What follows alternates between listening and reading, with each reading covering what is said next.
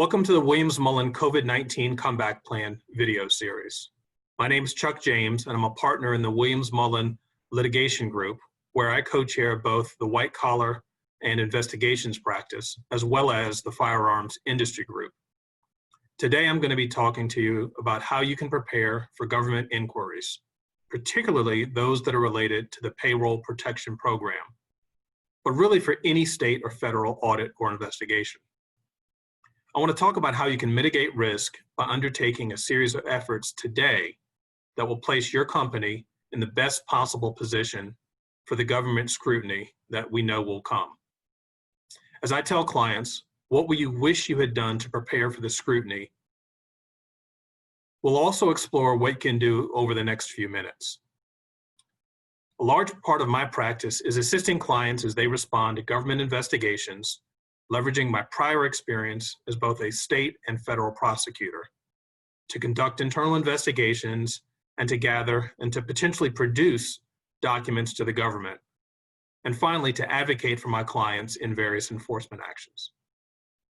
One of my first client alerts that I did with COVID-19 was in early April, and it was entitled Strings Attached: Preparing for and Mitigating Risk Associated with the COVID-19 Stimulus. There, we stated that just as with the American Recovery and Reinvestment Act, the Troubled Asset Relief Program, TARP, there will be significant government oversight and a new Inspector General who will have broad mandates and subpoena powers. There is no such thing as free money from the government. So now that companies have applied for the funds, wrestled with a difficult decision of whether to apply, and work through the evolving guidance from Treasury and the SBA, many clients are trying to conduct business in a vastly different marketplace. We're all adjusting to the new normal. As the government agencies, including the Small Business Administration and the Department of Justice and Treasury, each return to their offices and the pace quickens, we're starting to see some of the first prosecutions of PPP fraud.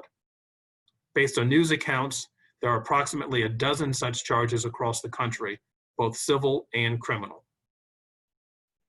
With the recent Senate confirmation of Brian Miller as the new Inspector General for PPP funds, we can soon expect to see increased audit actions looking to root out waste, fraud, and abuse. Prior client alerts available at williamsmullen.com and linked to my bio discuss federal oversight and lessons learned from an earlier government stimulus program, TARP. Treasury Secretary Mnuchin has promised every company receiving $2 million or more will be audited. So let's be ready. Whether responding to a civil investigation or a subpoena issued in a criminal case, there are things you can do to prepare now. So as discussed, in the various alerts, the government initiated an investigation for a number of reasons, and will do so for a number of reasons, including an anomaly in the PPP application and its certifications, a referral from a banker, a whistleblower within your organization, or a myriad of other reasons. PPP loan certifications are going to be the focus of government review. You may recall there was a lot of angst about the SBA's safe harbor provision, but it's important to note that that provision goes to the need certification only. It does not preclude the government inquiry or investigations due to its limited nature. My former colleague in the Eastern District of Virginia, Brian Miller, is the first Special Inspector General for pandemic recovery, and he will review the loans and the loan guarantees awarded by the Department of Treasury. The CARES Act also establishes additional responsibilities for other IGs across the government and requires them to oversee all funds made available to non-federal entities for coronavirus response. So a key takeaway is, if you've already applied for and received PPP funds, understand, especially if you received $2 million or more, there's a very good chance that you could have some form of government inquiry in the future. And remember, that doesn't necessarily mean anyone, including anyone in the government, thinks that you've acted improperly. That said, take all inquiries very seriously, and know that there are pitfalls. So how do we act now to avoid that? And the answer is to document and preserve data. I've recommended to numerous clients that they build a defensibility binder that contains all of their information about their loan and the reasons supporting their application. What is their good faith defense for applying for the loans?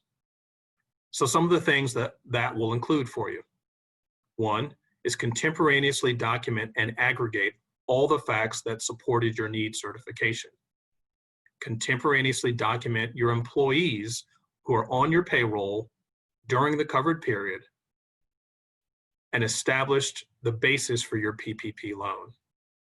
You should include things like your state's stay-at-home orders or any other restrictions that may have existed that reflect your decision-making at the time. Things like supply chain issues, your ability to operate, aging accounts, customers asking for deferred payment schedules, and anything else regarding work at home or things that increase your costs or decrease your productivity.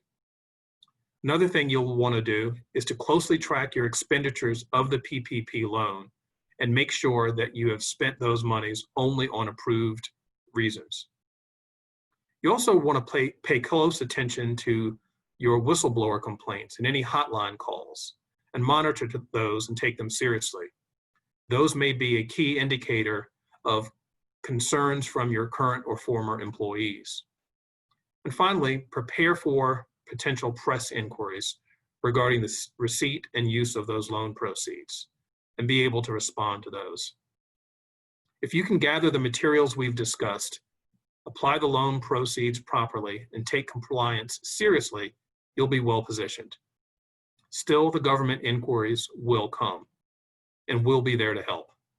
So whether it's a subpoena or other document demand, a telephone call, or any other inquiry, contact your counsel immediately.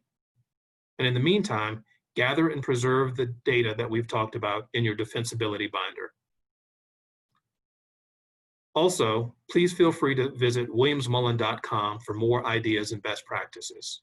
In the coming weeks, we'll be posting a variety of resources to help you and your clients recover during and after the COVID-19 pandemic. If you have any questions about today's tips, or if you're seeking additional information on what you can be doing now, including other documents you should consider archiving, please don't hesitate to contact me at 804-420-6529 or by email at cjames@williamsmullen.com. I thank you for your time.